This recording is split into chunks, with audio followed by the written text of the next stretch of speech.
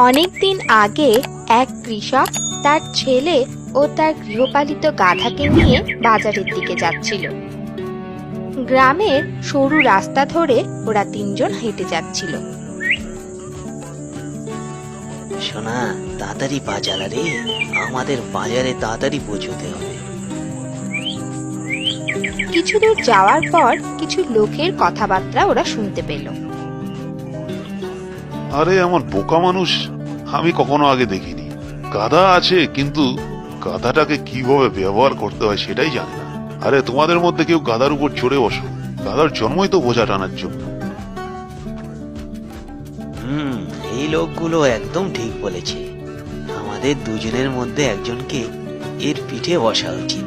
সোনা, অনেকক্ষণ হেঁটে তুই ক্লান্ত হয়ে পড়েছিস, তুই এর পিঠে চড়। এই বলে কৃষক তার ছেলেকে গাধার পিঠের ওপর বসিয়ে দিল আর তারপর আবার চলতে শুরু করলো।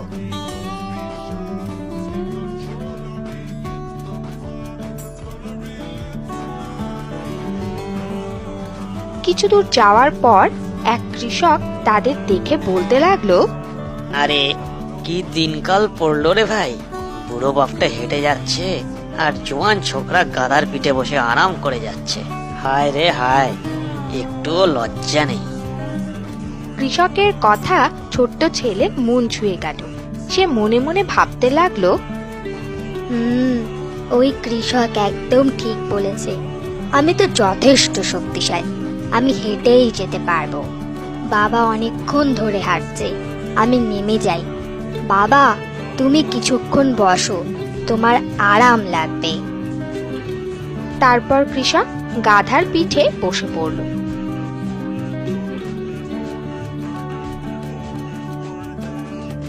কিছু দূর যাওয়ার পর এক বুড়ি তাদের এইভাবে যেতে দেখে বলতে লাগলো, কেমন বাবা হে তুমি, এত স্বার্থপর! নিজে তো বেশ আরাম করে বসে যাচ্ছ, আর ছেলেটাকে এইভাবে হাঁটিয়ে নিয়ে যাচ্ছ। আহা, বেচারা বাচ্চা একেবারে ক্লান্ত হয়ে গেছে। এ কথা শুনে কৃষকের খুব লজ্জা হলো আর ছেলেকেও নিজের সঙ্গে গাধার পিঠে বসিয়ে চলতে শুরু করলো। এখন সব ঠিক আছে, আর কেউ কিছু বলতে পারবে না। এই ভেবে বেশ কিছু দূর যাওয়ার পর ওরা দেখতে পেল একটা জায়গায় বেশ কয়েকজন লোক বসে গল্প করছে। কৃষক তাদের জিজ্ঞাসা করলো, আরে দাদা, বাজারে যাওয়ার রাস্তা এটাই কি? হ্যাঁ, বাজার যাওয়ার রাস্তা এটাই। তোমাদের দুজনের মাথায় কি বুদ্ধি নেই? এই বেচারা পশুটার উপর তোমরা দুজন মিলে বসেছো। বেচারা গাধাটার অবস্থাই তো খারাপ করে দিয়েছো। তোমাদের উচিত একে বেঁধে কাঁধে ঝুলিয়ে নিয়ে যাওয়া। এ কথা শুনে কৃষক ও তার ছেলে গাধার পিঠ থেকে নেমে পড়ল। সোনা, এরা সবাই ঠিকই বলেছে।